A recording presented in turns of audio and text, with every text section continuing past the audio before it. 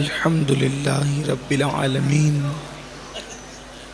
والعاقبة للمتقين والصلاة والسلام على سيد الأنبياء والمرسلين وعلى آله وأصحابه الطيبين الطاهرين أما بعد فأعوذ بالله من الشيطان الرجيم بسم الله الرحمن الرحيم صبغة الله ومن أحسن من الله صبغة صدق الله العظيم غوث اعظم بمنی بے سر و ساما مددے قبلِ دین مددے کعبہ ایمان مددے انتظار کرم تست من عینی را اے خدا جو و خدا بین و خدا دا مددے بگرداب بلا افتاد کشتی ضعیفان و شکستہ رات و پشتی بحق خواجہ عثمان ہارون مدد کن یا معین الدین چشتی مدد کن یا معین الدین چشتی مدد کن یا معین الدین چشتی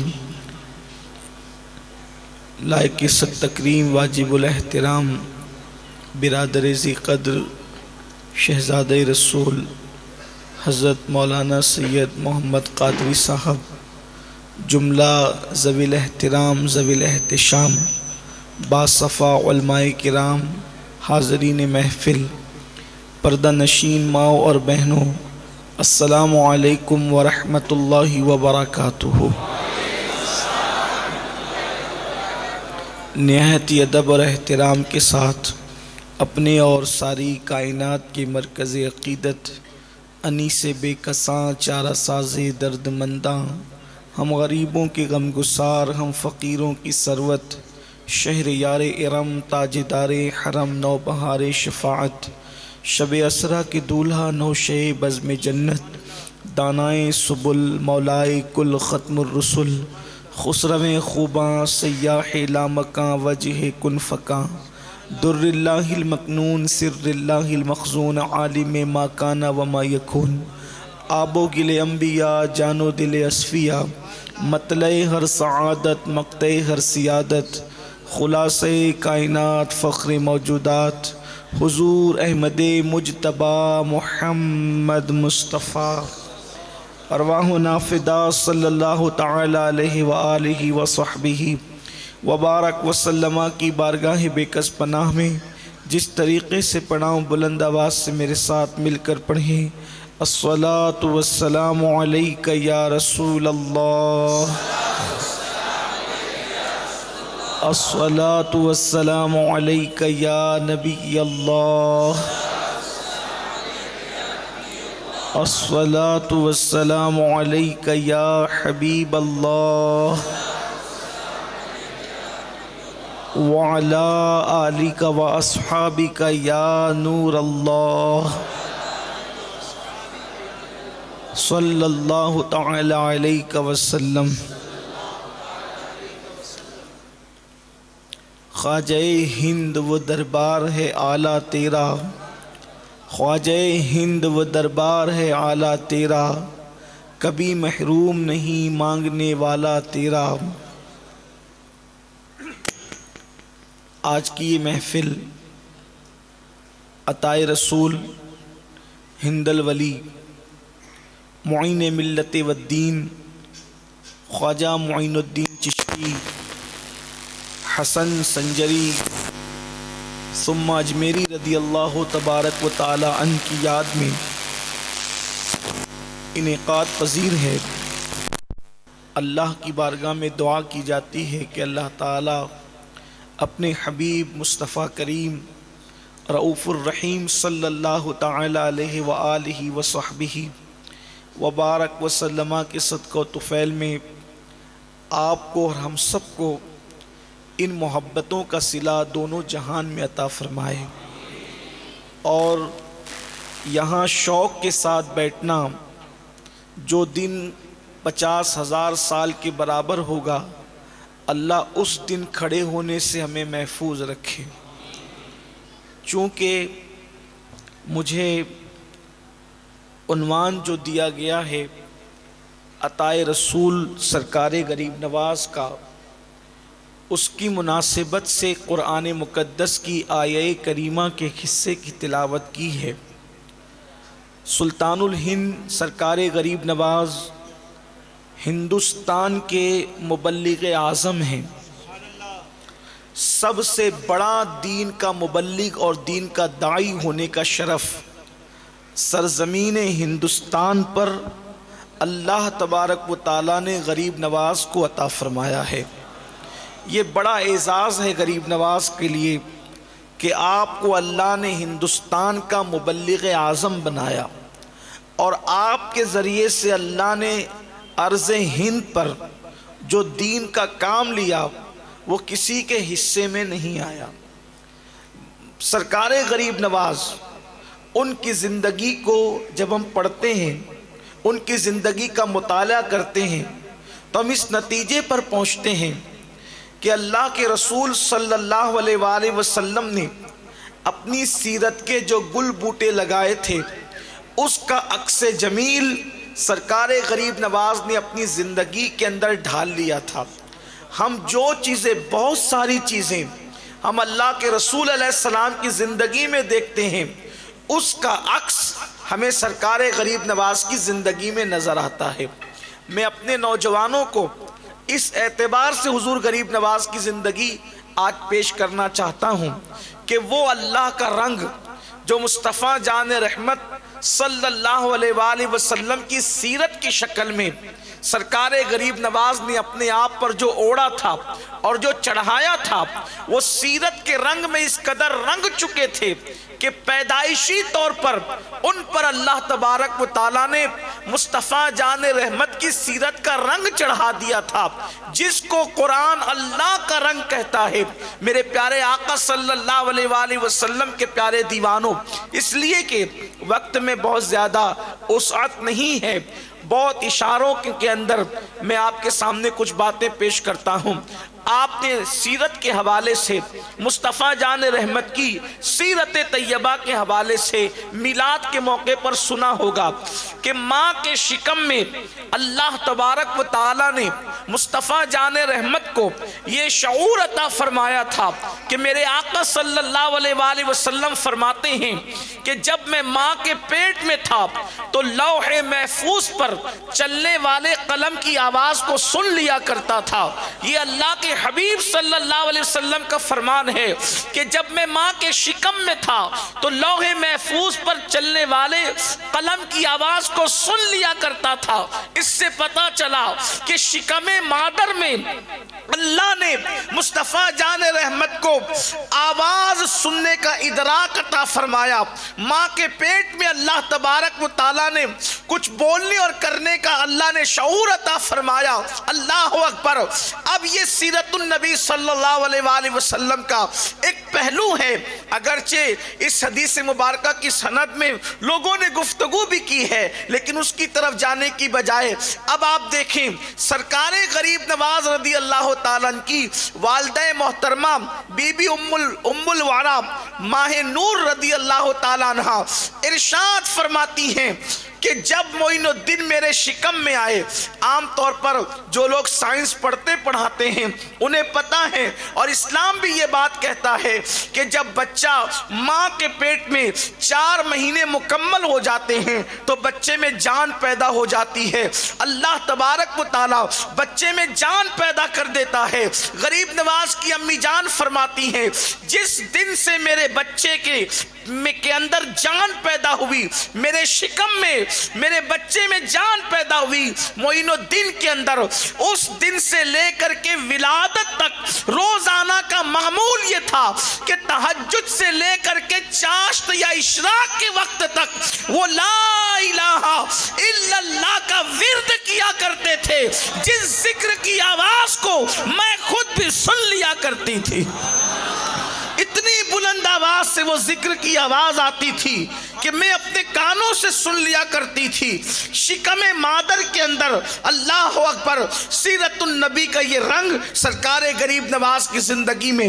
اسی طریقے سے غریب نواز کی زندگی کے اندر ایک چیز اور ہمیں ملتی ہے. مثال کے طور پر حضرت سیدہ حلیمہ سعدیہ رضی اللہ تعالی عنہ ارشاد فرماتی ہیں کہ جب میں نے محمد عربی کو جو ہے وہ دائیں طرف کا پستان پیش کیا دودھ پینے کے لیے تو انہوں نے دودھ نوش فرمایا، لیکن جب بائیں طرف کا میں نے جو ہے شرف عطا کرنے کے لیے دیا تو انہوں نے منہ پھیر لیا اور میرا وہ بچہ میرے شوہر کی گود میں موجود تھا تو انہوں نے بائیں طرف کی طرف سے منہ ہٹا کر کے میرے شوہر نے جو بچہ لے کر کے کھڑا ہوا تھا اس کی طرف اشارہ کیا اور گویا کہ بتایا امی میں تو دودھ پی چکا ہوں، اب میرے بھائی کو بھی پلا دیا جائے جو بھوک کی وجہ سے سسک رہا ہے، بھوک کی وجہ سے بلک رہا ہے. اور پھر انہوں نے اپنے بھائی کے لیے پستہ کو ترک کیا. میرے امام فرماتے ہیں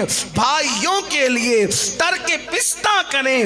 دودھ پیتوں کی نسبت پہ لاکھوں سلام. بی بی ماہ نور فرماتی ہیں کہ جب میں معین الدین کو دودھ پلایا کرتی تھی اور غریب عورتیں اپنے بچوں کو لے کر آتی تھی، اس لیے کہ غریب عورتیں بھوکی پیاسی فاقہ کش آتی تھی میرے گھر پہ اور ان کے بچے بھوک کی وجہ سے بلک رہے ہوتے تھے اور معین الدین دودھ پی رہے ہوتے تھے اور ان بچوں کے رونے کی آواز معین الدین کے کانوں میں آتی تھی تو وہ دودھ پینا چھوڑ دیتے تھے اور ان بچوں کی طرف انگلی کا اشارہ کر کے گویا مجھے بتاتے تھے امی میں تو پی چکا ہوں، ان غریب بچوں کو بھی میرے حصے کا پلا دیا جائے. یہ بچپنے میں سیرت النبی صلی اللہ علیہ وآلہ وسلم کا عکس جمیل سرکار غریب نواز رضی اللہ تعالیٰ کی زندگی میں نظر آتا ہے. پھر اس کے بعد آپ دیکھیں اللہ اکبر حضور اکرم صلی اللہ علیہ وآلہ وسلم زندگی کے اندر اور بھی بہت سارے واقعات ملتے ہیں، لیکن گفتگو کو جو ہے وہ بہت طول نہ دیتے ہوئے ایک واقعے کی طرف چلتے ہیں جو ہمیں بہت زیادہ متاثر کرتا ہے. ہم ہی کو نہیں بلکہ کائنات انسانی کو متاثر کرتا ہے. آج غریبوں کا کون پرسان حال ہے؟ غریبوں کا کون پرسان حال ہے؟ غریبوں کی طرف کون متوجہ ہونے والا ہے؟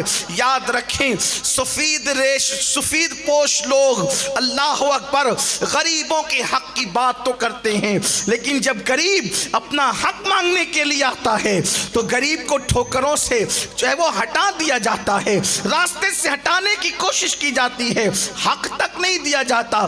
لوگ عطا کیا کریں؟ لوگ حق بھی نہیں دیتے. عطا اور حق میں فرق ہے. حق لوگ نہیں دیتے، عطا کیا کریں گے؟ اللہ اکبر. لیکن مصطفیٰ جان رحمت نے حق تو اپنی جگہ ہے، مصطفیٰ جان رحمت نے غریبوں کو عطا کیا، غریبوں کو نوازا. مثال کے طور پہ دیکھیں مکے کی سرزمین پر اونچ نیچ اور برادریوں میں انسانوں کو تقسیم کر دیا گیا تھا. مصطفیٰ جان رحمت نے حبشی اور عربی کو ایک مقام پہ کھڑا کر کے بتا دیا نہ حبشی کو عربی پہ فضیلت ہے نہ عربی کو حبشی پہ فضیلت ہے.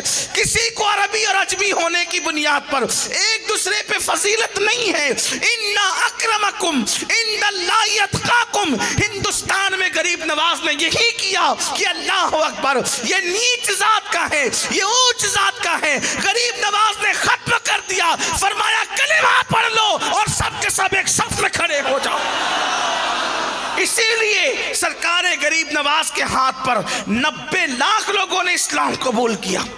یہ تاریخ میں یہ جو بات ہے بڑی اہمیتوں کی حامل ہے. میں عرض کر رہا تھا کہ دیکھو جس کو کوئی نہیں پوچھتا تھا اسے میرے نبی پوچھتے تھے اور میرے آقا علیہ الصلوۃ والتسلیم کیسے رحم کرتے تھے. اس طرف چلے ہم، پھر آپ کو پتا چلے گا کہ کس طریقے سے میرے آقا صلی اللہ علیہ وآلہ وسلم نے ان لوگوں کی فریاد رسی کی جن کا کوئی پرسان حال نہیں تھا. مثال کے طور پر ایک خاتون اللہ کے رسول علیہ السلام کی محفل واز سجی ہوئی تھی. اللہ کے پیارے محبوب مصطفیٰ جان رحمت خطاب فرما رہے تھے. میں اپنے جوانوں سے خصوصی توجہ چاہتا ہوں. ہم یہ سمجھتے ہیں کہ صرف نماز عبادت ہے، صرف روزہ عبادت ہے، صرف حج عبادت ہے، صرف صدقہ عبادت ہے. یاد رکھنا ساری عبادتوں کی اہمیت اپنی جگہ ہے، مگر اللہ کے بندوں کا رسپیکٹ، اللہ کے بندوں کا خیال کرنا، اس کا مقام ہی جدا ہے، اس کا مقام ہی جدا ہے. فرمایا گیا اللہ کے قریب جانے کا راستہ، اللہ کے قریب جانے کا راستہ لوگوں کے دل سے ہو کر گزرتا ہے. اللہ کے قریب جانے کا راستہ لوگوں کے دلوں سے ہو کر گزرتا ہے. جو لوگوں کے دل خوش کرنے کے سزاوار نہیں ہیں، یا جو لوگوں کے دل خوش نہیں کرتے، وہ کبھی اللہ تک نہیں پہنچ سکتے. تہجد گزار بن جائیں، رمضان المبارک کے علاوہ ایام 20 کے روزے یعنی 13، 14، 15 کے ہر مہینے روزے رکھیں، 3 مہینے کے روزے رکھیں، پیر اور جمعرات کے روزے رکھیں. اگر دلوں کو خوش کرنے کا تصور آپ کے پاس نہیں ہے تو آپ کبھی اللہ تک نہیں پہنچ سکتے. اس لیے کہ جب تک کہ مخلوق سے محبت نہیں کرو گے، خالق کی محبت تمہارے دلوں میں کبھی پیوست نہیں ہو سکتی. میری قوم کے وہ جوان جو آج ہاتھوں میں تسبیحاں لے کر کے اپنے آپ کو دیندار سمجھتے ہیں، یا چہروں پہ داڑیاں سجا کر اپنے آپ کو دیندار سمجھتے ہیں، اور ماں باپ کو خوش نہیں کر سکتے، بہن بھائیوں کا حق ادا نہیں کر سکتے، پڑوسیوں کو ان کے حقوق نہیں دے سکتے، بیوی کو ان کے حقوق نہیں دے سکتے، ان لوگوں کو سوچنا چاہیے قیامت کے دن آپ کے نامہ اعمال میں نیکی کا وہ تصور نہیں ہوگا جو آپ دے کر کے بیٹھے ہیں. آج ایک انسان دوسرے انسان کو عزت نہیں دے رہا ہے، ایک انسان دوسرے انسان سے محبت نہیں کر رہا ہے. خود غرضی کا دورہ ہے. دوستیاں بھی ہوتی تو خود غرضی کے لیے، شادیاں بھی ہوتی تو خود غرضی کے لیے، شادیاں بھی خود غرضی کے لیے ہو رہی ہے. میرے پیارے آقا صلی اللہ علیہ وسلم کے پیارے دیوانوں، بلکہ حالت یہ ہے ایک دوسرے کے ساتھ شادی کر لی جائے، اور شادی کرنے کے بعد اگر بیوی بیمار ہو جائے، اس کی طبیعت اچھی نہ رہے، تو اس کو طلاق دینے کی بات کی جاتی ہے. بلکہ کبھی کبھی تو ایسا ہوتا ہے کہ سالن میں نمک زیادہ ہو جائے تو بھی طلاق دے دی جاتی ہے. کبھی ایسا ہوتا ہے کسی بھی بہانے سے طلاق دے دی جاتی ہے.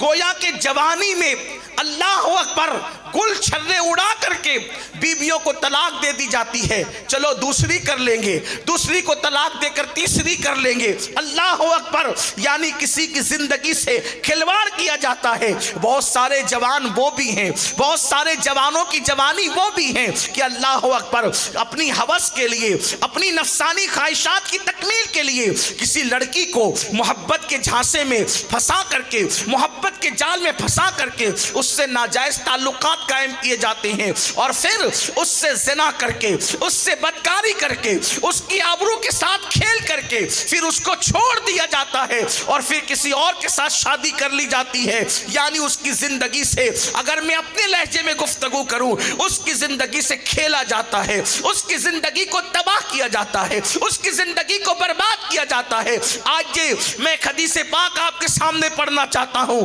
وہ جوان جو ہوس پوس پرستی کا شکار ہے، وہ جوان جو ہوس میں مبتلا ہیں، وہ کیا سمجھتے ہیں؟ اللہ اکبر، دنیا کا کوئی انسان اگر ہوس پرستی کا شکار ہے اور وہ یہ سمجھتا ہے کہ میں کسی کی زندگی سے کھیل جاؤں گا، اور زندگی سے کھیلنے کے بعد پھر قدرت مجھ سے امتحان نہیں لے گی، پھر قدرت مجھ سے سوال نہیں پوچھے گی. اچھی طرح یاد رکھنا، قدرت نے پیدا کر کے تمہارے حوالے نہیں کر دیا کہ جس پہ چاہو ظلم کرو، جس کے ساتھ چاہو حواس پرستی کرو، جس کے ساتھ چاہو اس کی زندگی کو یوز کرو، اس کی زندگی کا مس یوز کرو، اس کی زندگی کا استعمال کرو. یاد رکھنا، جب تم کسی کی زندگی سے کھلواڑ کرتے ہو تو اس کے ماں باپ کو اتنی تکلیف نہیں پہنچتی جتنی تکلیف اللہ تبارک و تعالیٰ کو پہنچتی ہے.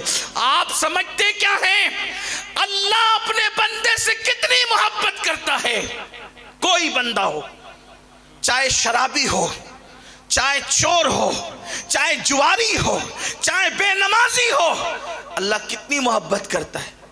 دیکھو اللہ کی محبت کا انداز سب سے الگ الگ ہے. جو نیک ہیں ان سے محبت کا انداز الگ ہے، لیکن جو گنہگار ہیں میری طرح ان سے بھی محبت ہے اس کو. کیوں محبت ہے؟ کیونکہ اس نے بنایا ہے. وہ اللہ کی تخلیق ہے، تخلیق اللہ نے اس کو بنایا ہے. دھیان دینا، اللہ نے بنایا ہے مطلب خالق ہے اللہ ان کا. کن کا؟ انسانوں کا.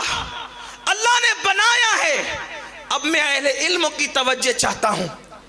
جو جس کو بناتا ہے، توجہ ہے آپ کی، جو جس کو بناتا ہے وہ اس سے پیار کرتا ہے. جو جس کی تخلیق کرتا ہے وہ اس سے پیار کرتا ہے. ایک شاعر جس نے شعر کی تخلیق کی ہو، ایک شاعر جس نے شعر لکھا ہو، اس کی موجودگی میں اگر کوئی پڑھنے والا شعر غلط پڑھ دے تو اندر سے اس کی روح تڑپ جاتی ہے، اس کا دل بے چین ہو جاتا ہے. میرے لکھے ہوئے شعر کو یہ بگاڑتا کیوں ہے؟ وہ شعر صرف غلط پڑھنے پہ تڑپ جاتا ہے. نادان جو شعر کی تخلیق کرے اگر پڑھنے میں بگاڑ دیا جائے تو شاعر تڑپ جاتا ہے. اللہ تو خالق انسان ہے، اگر انسان پہ کوئی ظلم کرے تو اللہ کو کتنی اذیت ہوتی ہے. یہی درس انسانیت دینے کے لیے غریب نواز مدینے سے ہندوستان تشریف لائے تھے. ہمارے مذہب میں صرف نماز پڑھنا عبادت نہیں ہے، انسان کی عزت کرنا، انسانیت سے پیار کرنا یہ بھی عبادت ہے، بلکہ یہ بڑی عبادت ہے. اللہ اکبر. تو عرض یہ کر رہا تھا، آج نوجوان لڑکے یا لڑکیاں بھی ایک طرف کی بات نہیں کرتا. اگر کوئی کسی کی زندگی سے کھلواڑ کرتا ہے، ایک حدیث سنو، دل کے کانوں سے سنو ایک حدیث. اور کچھ وہ بھی جوان ہیں شادیاں کر لیتے پھر نشے میں مبتلا ہو گئے، شراب پینے لگے، بچوں کی زندگی سے کھلواڑ ہو رہا ہے، بچوں کی تعلیم پر توجہ نہیں، بیوی کی زندگی سے کھلواڑ ہو رہا ہے، اس کے حقوق پر توجہ نہیں. یوں تو ان کی دنیا اور آخرت دونوں تباہ ہے. اور مسلم معاشرے میں نشہ عام کیا جا رہا ہے، سستا بیچا جا رہا ہے، مفت میں نشے کی چیزیں مسلم معاشرے کے اندر ڈالی جا رہی ہے کہ کسی طرح تم نشے میں مبتلا ہو جاؤ، تمہارے بچے نشے میں مبتلا ہو جائیں. بار بار کا رونا ہے. لوگوں کو کہا جاتا ہے یہ نشے کے تم کو کیوں عادی بنانا چاہتے ہیں؟ اس لیے کہ ان کو ڈر ہے تم نشہ کر کے پڑے رہو، کیونکہ وہ جانتے ہیں جس دن تمہیں ہوش آئے گا پھر تم کسی کو سنبھلنے نہیں دو گے. جس دن تم پڑھو گے پھر کوئی تم سے آگے نہیں بڑھ سکے گا. جس دن تم تجارت کرو گے تم سے کوئی آگے نہیں بڑھ سکے گا. جس دن تم سیاست کرو گے اس دن کوئی تم سے آگے نہیں بڑھ سکے گا. اس لیے نہ تمہیں پڑھنے دینا چاہتے ہیں، نہ تجارت کرنے دینا چاہتے ہیں، نہ تمہیں سیاست کرنے دینا چاہتے ہیں. کیونکہ تمہاری سیاست وہ ہے کہ آج تک 1400 سال پہلے جو تم نے سیاست کی تھی آج تک وہ تمہاری سیاست کو حیرت سے تک رہے ہیں. واللہ 1450 سال بیت چکے ہیں. نبی نے ایک ایسا سیاستداں دنیا کو دیا تھا جس نے 3 بر اعظموں پر اسلام کا پرچم لہرایا تھا. اور جیسا سیاستداں دنیا کا کوئی سیاسی حیوان پیش نہ کر سکا. اور اگر پیش کر سکتے ہو تو پیش کر کے بتاؤ کہ غلام جو ہے وہ سواری پر سوار ہے اور 3 بر اعظموں کا اللہ اکبر خلیفہ اس کی نکیل پکڑ کر کے چلتا ہوا نظر آ رہا. لاؤ ایسا سیاستداں جو میرے نبی نے عطا فرمایا تھا. کوئی پیش کر سکتا ہے؟ غلاموں پہ ظلم کرنے والے سیاستدانوں کے نام تو ہم لے لیں گے، لیکن غلام کو ناکے پر سواری پر سوار کرنے والا کوئی ایسا آقا بھی تو بتاؤ. بیت المال کے پیسوں پر کئی ہزار روپے، کئی ہزار کروڑ کی فلائٹیں خریدنے والے سیاستداں تو ملیں گے، لیکن بیت المقدس اپنی کمزور سواری پر بیٹھ کر جانے والا، اور وہ بھی غلام کو بٹھا کر لے جانے والا۔ آپ کو اسلام کے سوا کہیں نظر نہیں آئے گا۔ بیت المال کو پیسہ کھا جانے والے سیاستداں تو آپ کو ملیں گے، لیکن ایسا محتاج سیاستداں بھی ملے گا کہ مسجد نبوی میں وقت کا امیر المومنین ایک ڈائری نکال کر کے حساب لکھتا ہے، اور ایک چراغ جل رہا ہے، ایک چراغ جل رہا ہے، تحریر ہو رہی ہے۔ بعد میں دوسری ڈائری آتی ہے تو قلم بھی دوسرا آتا ہے۔ ڈائری کے ساتھ قلم الگ تھا، ڈائری بدلی قلم بھی بدلا، چلے ڈائری بدلی قلم بدلا، لیکن ڈائری بدلی تو چراغ بھی بدلا۔ پہلا چراغ بجھا دیا گیا، دوسرا چراغ جلا دیا گیا، اور پھر حساب لکھا جانے لگا۔ وقت کے امیر المومنین سے پوچھنے والے نے پوچھا، ڈائری میں تبدیل ہوئی بات سمجھ میں آتی ہے کہ دوسرا چوپڑا نکالا، دوسری ڈائری نکالی، لکھنے لگے، قلم کیوں بدلا؟ اسی قلم سے لکھا جا سکتا تھا، چلے قلم بدلا پھر بھی کوئی بات نہیں، چراغ کیوں بدلا؟ پہلا چراغ بجھایا، دوسرا چراغ جلایا، یہ بھی روشنی دے رہے، وہ بھی روشنی دے رہا تھا، وہ بجھایا کیوں، یہ جلایا کیوں؟ تو وقت کے امیر المومنین نے بتایا، پہلے میں حکومت کا حساب کر رہا تھا تو حکومت کا چراغ جلا رہا تھا، اب گھر کا حساب کر رہا ہوں تو حکومت کے چراغ کی روشنی میں گھر کا حساب کرنا یہ خیانت سمجھتا ہوں، اس لیے میں نے حکومت کا چراغ بجھا کر اپنے گھر کا چراغ جلایا ہے، کیونکہ حساب گھر کا کر رہا ہوں۔ وہ کون حساب کرنے والا تھا؟ اسی کو دنیا عمر ابن خطاب کہتی ہے، جو صفا کے چبوترے سے مصطفیٰ جان رحمت نے عطا فرمایا۔ نعرہ تکبیر، نعرہ رسالت، حضور سید امین القادری، سبحان اللہ سبحان اللہ۔ اس لیے تمہیں نشے میں مبتلا رکھنا چاہتے ہیں کہ پھر کوئی تم میں پرتو عمر پیدا نہ ہو، تمہیں اس لیے نشے میں مبتلا رکھنا چاہتے ہیں کہ پھر تم میں کوئی بو علی سینہ پیدا نہ ہو، پھر تم میں کوئی فیسا گورس جنم نہ لے سکے۔ یہ ہے سازشیں، آپ سمجھو گے کب؟ آپ کو کب سمجھ میں آئے گا؟ آپ تو کہتے ہو کہ یہ سہولت مل رہی ہے، وہ سہولت نہیں ہے۔ اگر ان کو آپ سے محبت ہوتی تو یہ انٹرنیٹ فری نہیں کرتے، یہ آپ کی روٹیوں کا انتظام کرتے، آپ کے بچوں کی تعلیم کا انتظام کرتے، آپ کے بچوں کی تربیت کا انتظام کرتے۔ یہ رات بھر آپ کو ننگا ناچنے کے لیے موقع فراہم نہیں کرتے۔ ہمیں سمجھنا ہوگا، ہمیں شعور سے کام لینا ہوگا، کہاں جا رہے ہو، کس کے پیچھے جا رہے ہو۔ بات دور نکلی، عرض یہ کر رہا تھا، اپنے بچوں کی زندگی سے کھلواڑ کرنے والوں، اپنی بیوی کی زندگی سے کھلواڑ کرنے والوں، یا ناجائز محبت، عشق کے نام پر ناجائز تعلقات قائم کر کے کسی کنواری لڑکی کی آبرو سے کھلواڑ کرنے والوں، حدیث سنو جس کا مفہوم اپنے الفاظ کے جامع میں پیش کر رہا ہوں۔ عورت سے کھلواڑ کرنا یا اس کی زندگی سے یا اپنے بچوں کی زندگی سے کھلواڑ کرنا، یہ تو بہت بڑا جرم ہے۔ کسی چڑیا کی زندگی سے کھیلنا، چڑیا جس کی کوئی عزت نہیں ہے سماج میں، چڑیا جس کی کوئی اوقات اور حیثیت نہیں ہے لوگوں کے درمیان، جس کا وزن بھی چھٹاک بھر سے زیادہ نہیں ہوتا۔ میرے آقا غیب دا نبی صلی اللہ علیہ وآلہ وسلم نے فرمایا کہ جس نے چڑیا سے کھیلا، جس نے چڑیا سے کھیلا اور وہ چڑیا مر گئی، جس نے چڑیا سے کھیلا اور چڑیا مر گئی، قیامت کے دن وہ چڑیا اللہ کی عدالت میں فریاد کرے گی، مولا آج عدل اور انصاف کا دن ہے، میں تجھ سے عدل اور انصاف چاہتی ہوں، یہ شخص نے میری زندگی سے کھیلا تھا حتیٰ کہ میں مر گئی تھی۔ چڑیا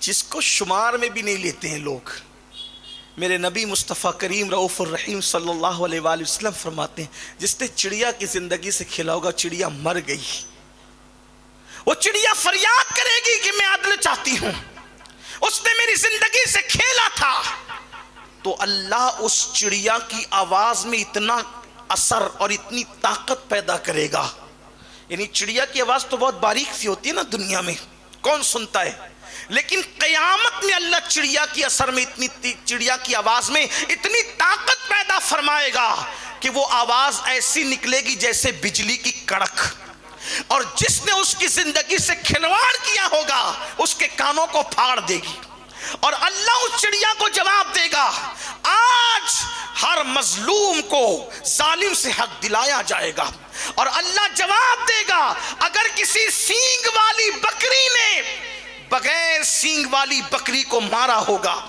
کسی سینگ والی بکری نے بغیر سینگ والی بکری کو مارا ہوگا تو وہ بغیر سینگ والی بکری کو بدلہ دلایا جائے گا سینگ والی بکری سے۔ اگر کسی پتھر نے کسی پتھر کو مار کر کے اس پر چوٹ دی ہوگی تو وہ پتھر نے جس پتھر پر چوٹ لگائی ہے اس سے بھی بدلہ دلایا جائے گا۔ اگر کسی لکڑی نے کسی لکڑی کو خراش دی ہے تو اس لکڑی کو بھی بدلہ دلایا جائے گا۔ آج عدل ہوگا، آج انصاف ہوگا، اور پھر اللہ تبارک و تعالی اپنی عدالت میں اس بدبخت کے لیے فیصلہ فرمائے گا جس نے چڑیا کی زندگی سے کھلواڑ کیا تھا۔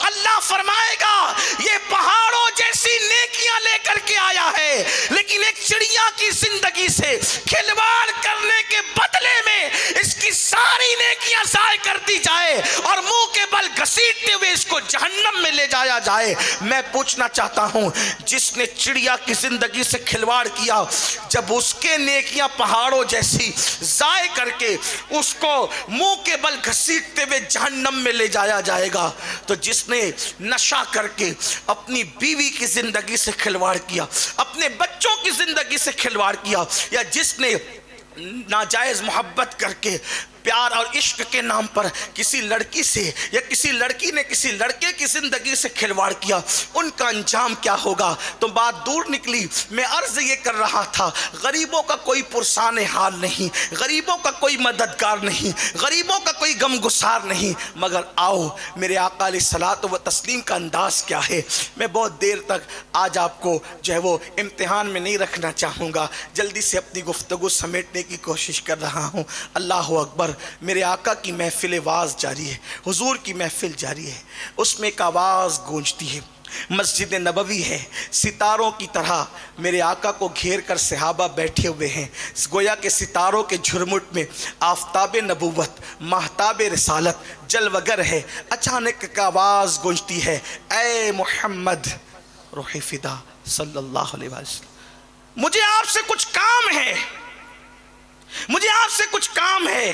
حالانکہ اس لہجے میں کبھی صحابہ گفتگو نہیں کرتے تھے، جب بھی میرے آقا کو پکارتے تو کہتے فدا کا امی و ابی یا رسول اللہ، یا رسول اللہ ہمارے ماں باپ آپ پہ قربان۔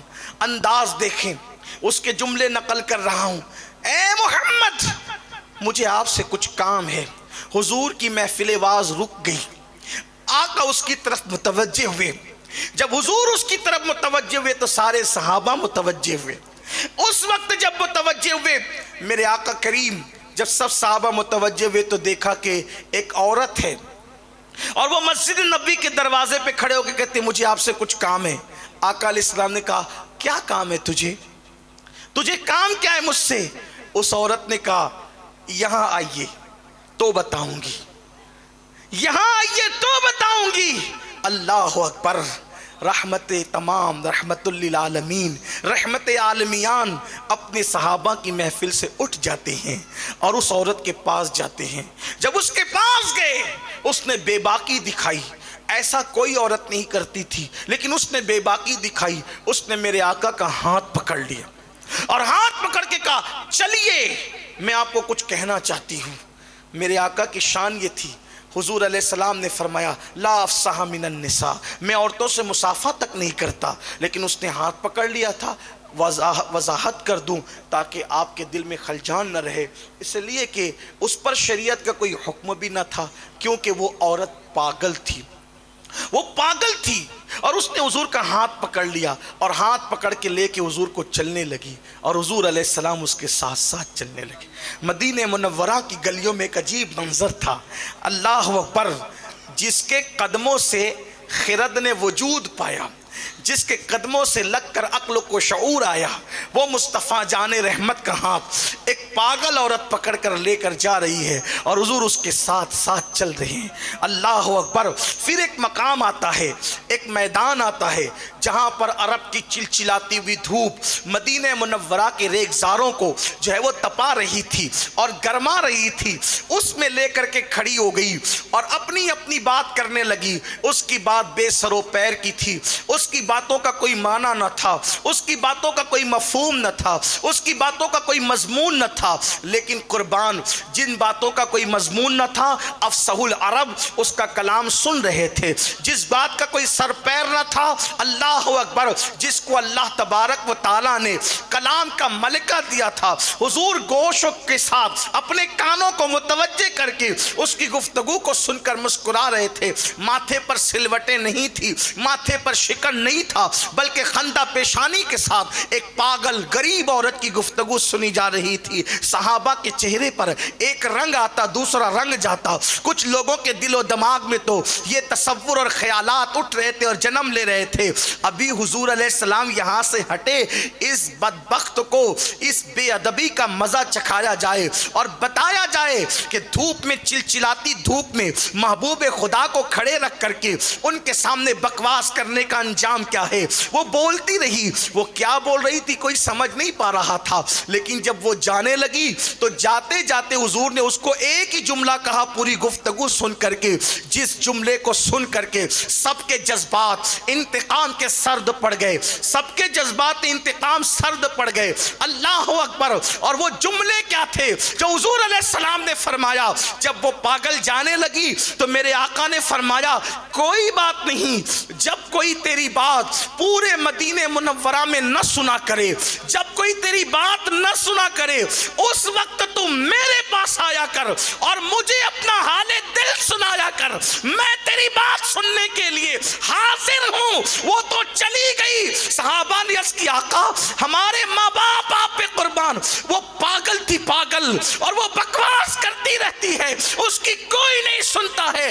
آپ کو اتنی دیر تک اس نے مشقت میں کھڑے رکھا۔ مصطفیٰ جان رحمت نے صحابہ کو کس طرح تسلی دی؟ فرمایا جیسے میں تمہارے لیے ہوں اس کے لیے بھی تو ہوں، اس کی کوئی نہیں سنتا، اگر میں بھی نہیں سنوں گا تو وہ حال اس کو سنائے گی جس کا کوئی سننے والا نہیں، اس کا سننے والا آمنہ کا لال ہے۔ نعرہ تکبیر، نعرہ رسالت۔ غریبوں کے ساتھ یہ انداز مصطفیٰ جان رحمت کا تھا۔ یہ سیرت پاک کا عکس جمیل سیدنا غریب نواز کی زندگی میں آپ دیکھیں، سرکار غریب نواز کی زندگی میں آپ دیکھیں۔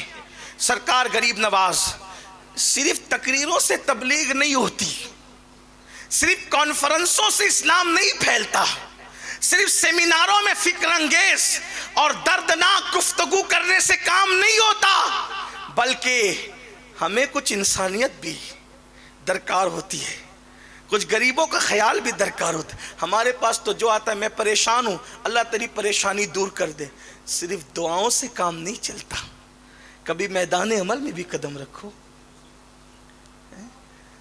مسلمان غربت کی چکی میں پس رہا ہے تو آپ نے کیا کیا ہے؟ اور غربت کی چکی میں پس رہا ہے تو آپ نے کیا کیا ہے؟ مسلمان جہالت کی وادی میں بھٹک رہا ہے تو آپ نے کیا کیا ہے؟ تب سرے انقلاب نہیں بپا کرتے، میدان عمل میں آنا، جہد مسلسل درکار ہوتی۔ ایک غریب کسان میرے غریب نواز کے پاس آیا اور وہ غریب کسان کہنے لگا سرکار بادشاہ کے کارندوں نے میری زمین پہ ٹیکس سے زیادہ لگا دیا، میں غریب بھر نہیں سکتا، میں غریب بھر نہیں سکتا۔ اور سنا ہے کہ ہمارا جو بادشاہ دلی میں رہتا ہے وہ آپ کے مرید کا مرید ہے، اگر آپ سفارش کر دیں میرا کام ہو جائے۔ کسان تھا وہ، کسان کی آواز کس کے کانوں میں جاتی ہے؟ کون سنتا ہے کسانوں کی؟ کسانوں کی فریاد پہ کون لبیک کہتا ہے؟ کسانوں کی یہ عزت کس کے سمجھ میں آتی ہے؟ سوچو تو صحیح، کسان تو بے اوقت ہے لوگوں کی نگاہ میں، کسانوں کی کوئی عزت نہیں ہے، لیکن غریب نواز 850 سال پہلے کتنا غریب رہا ہوگا وہ کسان. آیا ہے غریب نواز کے یہاں، غریب نواز کہتے چھوڑ یار، میں تو یہاں نماز روزے کی بات کرنے آیا ہوں، آسمان کے اوپر اور زمین کے نیچے کی بات کرنا میرا طریقہ ہے. یہ میں بادشاہ سے سفارش کروں اور تیرا ٹیکس کم کراؤں، یہ میرا کام نہیں ہے. یہ آسمان کے اوپر اور زمین کے نیچے کی بات اسلام صرف یہ نہیں سکھاتا. اسلام یہ کہتا ہے پہلے آسمان کے نیچے اور زمین کے اوپر کے حقائق کی بات کرو، اس لیے کہ آسمان کے اوپر کی باری بعد میں ہے، زمین کے نیچے کی باری بعد میں ہے. پہلے زمین کے اوپر کی بات کرو، اس لیے کہ جو زمین کے اوپر کا ماحول سنوار دے، زمین کے اندر کا ماحول خود بخود سنور جائے گا. پہلے اوپر سنوارو. قرآن نے بھی کہا ربنا آتنا فی الدنیا. اسلام پہلے دنیا کی بات کرتا ہے. نہیں ہم اللہ والے لوگ ہیں، ہم تو کسی کی سفارش بھی نہیں کر سکتے. تو یہ اللہ والے ایسے نہیں ہوتے، اللہ والے ایسے نہیں ہوتے. اللہ والے ایسے ہوتے ہیں جن کا ذکر ہو رہا ہے، جن پر اللہ کا رنگ چڑھتا ہے. کسان آ رہا ہے غریب نواز کے پاس. میں سوچتا ہوں آج آپ میری بات سن کر آپ بھی سوچیں گے کہ غریب نواز آج اگر زمین کے اندر کی بجائے زمین کے اوپر ہوتے اور شاید ماحول کچھ اور ہوتا، ماحول کچھ اور ہوتا. خواجہ کا ہندوستان ہے یہ، ہندوستان کے راجہ غریب نواز، روحانیت کا تاجدار، دلوں پہ حکومت کرنے والا. یاد رکھنا سروں پہ حکومت کرنے والا حاکم نہیں ہوتا، دلوں پہ حکومت کرنے والا حاکم ہوتا ہے. ہاں اس لیے کہ سر تو چٹیل پہاڑوں کی طرح ہوتے ہیں. بادشاہ کا تخت پہاڑ نہیں بنا کرتے، بادشاہ کا تخت تو اللہ اکبر بالکل سڈول، بالکل مربع نما، بالکل بچھی ہوئی چٹائی کی طرح تخت ہوتے ہیں. قدرت نے دل کے فرش کو مثل تخت بنا کر بتایا ہے. اس کے لیے بھی کچھ حاکم ہوں گے، اور وہ کون ہے جو اپنے اخلاق سے، اپنے کردار سے، اپنی محبتوں سے، اپنی الفت سے، اپنی خوبصورت گفتگو سے، اپنے خوبصورت لب و لہجے سے جو دلوں پہ حکومت کرے، وہ اصل حاکم ہے. سروں پہ حکومت کرنے والا، سر تو کوئی بھی جھکاتا ہے، ڈنڈوں سے بھی سر جھک جاتا ہے. سر جھکانا اہم نہیں ہے، دل جھکانا اہم. اور اسلام سر بعد میں جھکانے کی بات کرتا ہے، اسلام پہلے دل جھکانے کی بات کرتا ہے. اس لیے کہ سر تو تلواروں سے بھی جھک جاتے ہیں، لیکن دل صرف اخلاق سے جھکا کرتے ہیں، دل صرف کردار سے جھکا کرتے ہیں. کسان آ کر غریب نواز سے کہتا ہے حضور کوئی سفارش کر دیجیے. غریب نواز فرماتے ہیں میں خود تیرے ساتھ دلی تک چلوں گا. غریب نواز اس کسان سے کہتے ہیں، یہ 850 سال پہلے کی بات ہے، اس کا آپ ذہن میں تصور رکھیے گا اور اس کو آپ خیال رکھیے گا، سننے والے موجودین بھی اور غائبین بھی، کہ یہ بات 850 سال پہلے کی ہے کہ سرکار غریب نواز کے پاس کسان آیا اجمیر مقدس میں کہ بادشاہ کے کارندوں نے ظلم کیا کسان پر. غریب نواز سے کہا سفارش کر دیں. فرمایا میں خود چلوں گا، کوئی لیٹر نہیں دیا جائے گا، کوئی خط نہیں دیا جائے گا، کوئی کاغذ کا ٹکڑا لکھ کر نہیں دیا جائے گا، میں خود تیرے ساتھ چلوں گا. اور ہند کی تاریخ، اکھنڈ بھارت کی تاریخ گواہ ہے کہ ایک غریب کسان کے لیے میرے خواجہ اجمیر مقدس سے دلی تک کا سفر اس کے ساتھ کرتے ہیں. جب دلی پہنچے اس وقت سلطان شمس الدین التمش کی حکومت تھی. بادشاہ کو خبر لگی تو بادشاہ اپنی فوج کے ساتھ غریب نواز کے استقبال کے لیے آیا. سرکار قطب الدین بختیار کاکی جو پیر و مرشد تھے بادشاہ کے، وہ بھی ساتھ تشریف لائے، اور آنے کے بعد دونوں نے قدم پکڑ لیے. سرکار آپ بغیر اطلاع کے آ گئے؟ اطلاع تو دی ہوتی، اطلاع دی ہوتی تو انتظام کیا جاتا آپ کے شایان شان. فرمایا میرا کام تھا اس لیے آ گیا. جب کام اپنا ہوتا ہے تو اسی طرح آیا جاتا ہے، اطلاع نہیں کی جاتی. حضور آپ کا کیا کام؟ آپ نے ہمیں نوازا، آپ نے ہمیں عطا کیا، جو سب رعنائیاں ہیں، جو سب عیش و عشرت ہے، سب آپ کی دعاؤں کی برکت ہے۔ حکومت آپ کی دعاؤں کی برکت، سلطنت آپ کی دعاؤں کی برکت، ناز و نم آپ کی دعاؤں کی برکت، سب تو آپ کی دعاؤں کی برکت سے ہے۔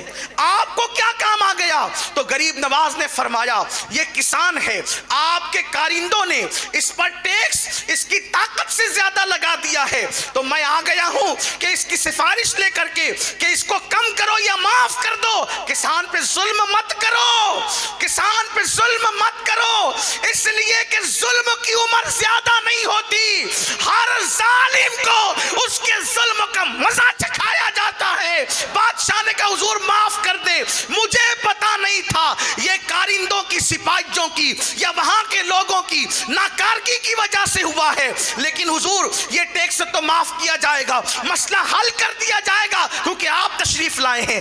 آپ نے کیوں تکلیف کی؟ آپ خط دیتے تو بھی کام ہوتا، خط کی بھی ضرورت نہیں تھی، اس کو بھیج دیتے اپنا نام لے کر کے، آپ کا نام بھی آ کے بولتا تو بھی کام ہو جاتا۔ غریب نواز فرماتے ہیں مجھے بھی پتا تھا کہ میرے نام سے بھی اس کا کام ہو جاتا، لیکن اس کے ساتھ چل کر قدم با قدم اس لیے آیا ہوں کہ اس کا کام تو یوں بھی ہو جاتا، لیکن ہر قدم پر جو اس غریب کو خوشی مل رہی تھی وہ خوشی کہاں ملتی؟ اور میرے نانا مصطفیٰ جان رحمت کا فرمان ہے جو کسی کا دل خوش کر دے اللہ بھی اس سے خوش ہو جاتا ہے۔ نعرہ تکبیر، نعرہ رسالت، خواجہ کا ہندوستان، حضور سید امین القادری، نعرہ تکبیر۔ سبحان اللہ۔ اور جو کسی کی مدد کے لیے، ضرورت مند کی مدد کے لیے اس کے ساتھ چلتا ہے، سنو، جو کسی ضرورت مند کی مدد کے لیے اس کے ساتھ چلتا ہے، ہر قدم پر اسے مسجد نبوی میں 2 مہینے کے اعتکاف کا ثواب عطا کیا جاتا ہے۔ یہ اجر تو بیٹھے بیٹھے نہیں ملتا، اس لیے میں اس کی سفارش کے لیے آ گیا ہوں۔ یہ تھا سیرت کا وہ پہلو۔ پھر اس کے بعد بات سمیٹتے ہوئے اختتام کی طرف جاتے ہوئے حضور علیہ السلام کی سیرت میں یہ بات ملتی ہے کہ انسان تو انسان ہے میرے نبی کے ہاتھ پر، انسان تو انسان ہے میرے نبی کے ہاتھ پر۔ جنات نے تک کلمہ پڑھا ہے، حالانکہ جنات نظر نہیں آتے، جنات نظر، کبھی کسی کو دکھا ہو تو بتا دے، دکھا؟ کچھ لوگ ایسے بھی کہتے ہیں کہ مجھے دکھتا ہے، دکھتا ہوگا، اس کو جن اسی لیے کہتے ہیں کہ وہ دکھتا نہیں، دکھتا نہیں اسی لیے اس کو جن کہتے ہیں، اور جس کو دکھ جاتا ہے پھر وہ نہیں دکھتا۔ یہ عجیب سی بات ہے۔ ہاں نہیں، میں مذاق نہیں کر رہا ہوں، ایسے بے شمار لوگ ہوئے جن کو دکھ گیا پھر وہ کبھی نہیں دکھے۔ تو جنات، لیکن یہ میرے نبی کا معجزہ ہے، انسان تو انسان ہے۔ جنات نے بھی میرے آقا کے ہاتھوں پہ کلمہ پڑھا، اور پھر قرآن میں پوری سورہ جن آ گئی، قرآن میں پوری سورہ جن آ گئی۔ اسی لیے میرے آقا نے فرمایا کہ تمہارے اب جنات بھائیوں کا بھی خیال کیا کرو، تمہارے جنات بھائیوں کا بھی خیال کیا کرو، اور ہڈیاں ان کے لیے چوس کر کے چھوڑ دیا کرو، کیونکہ ہڈیاں ان کی غذا ہے، ہڈیاں ان کی غذا ہے، اور بھی ان کی غذا کا تذکرہ کیا گیا۔ تو میرے آقا نے ان کے خیال کا بھی ذکر کیا، بلکہ جن کی بات آئی تو ایک بات مجھے یاد آئی کہ ایک سانپ آیا حضور علیہ السلام کے دربار میں۔ دربار ہی کہتے ہیں کیونکہ وہ ہمارے سرکار ہیں، جو سرکار ہوتا ہے اسی کا دربار ہوتا ہے۔ ہاں، اور اصل سرکار وہی ہے جو پرمننٹ ہے، بجز سرکار سر کار عالم، بجز سرکار سر کار عالم، سروکار نہ سرکار ندارے۔ کون دیتا ہے دینے کو منہ چاہیے، دینے والا ہے سچا ہمارا۔ ہم پوری دنیا کی حکومتوں کا احترام کرتے ہیں، لیکن سرکار تو ہمارے لیے اپنی سرکار، جسے خدا نے سرکار بنا کر بھیجا، جسے خدا نے غمگسار بنا کر بھیجا۔ بہرحال ان کے دربار میں سانپ آیا، لوگوں نے مارنا چاہا، حضور نے کہا رکو، آپ کی اگر توجہ ہے تو سمجھیں. لوگوں نے سانپ مارنا چاہا، کیونکہ سانپ مارنے کے لیے کہا گیا نا کہ قتل الموذی قبل الایذاء، کہ موذی کو قتل کر دو اس سے پہلے کہ وہ تمہیں ایذا پہنچائے. صحابہ نے کہا نہیں مت مارو اس کو. آیا تھا کہ شکل میں سانپ کی، حضور منع کر رہے ہیں. پہلے بولا کہ سانپ مارو، سانپ آیا تو کہا مت مارو. وہ کھڑا ہو گیا اپنی دوم پر، حضور نے اپنے کان اس کے قریب کیے. سانپ آیا، بات سمجھ میں آئی کیوں آیا؟ سانپ آیا، بات سمجھ میں آئی کیوں آیا؟ سانپ کے آگے ہاتھ بھی کیا جا سکتا تھا، سانپ کی طرف برتن بھی کیا جا سکتا تھا، سانپ کی طرف کچھ اور بھی کیا جا سکتا تھا. حضور نے کان کیا. اس کا مطلب سانپ کے آنے کا مقصد کیا ہے حضور جانتے ہیں. جو سانپوں کے آنے کا مقصد جانتا ہو،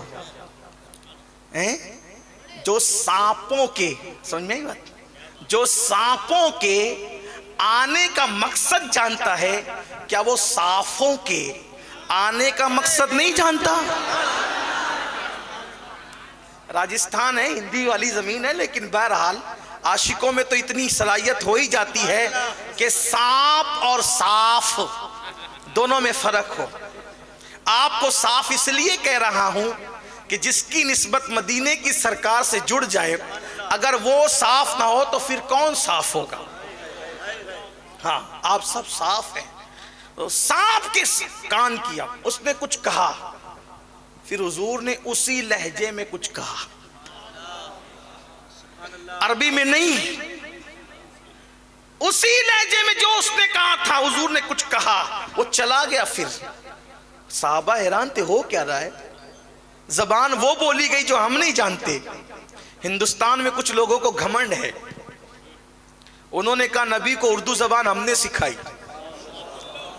ہے، کتاب میں کتاب بتائی جا سکتی. لوگ کہتے ہیں یار ان کے پیچھے کیوں پڑے رہتے ہو، ان سے کہو وہ ایسے باتیں کیوں کرتے ہیں، اردو ہم نے سکھائی.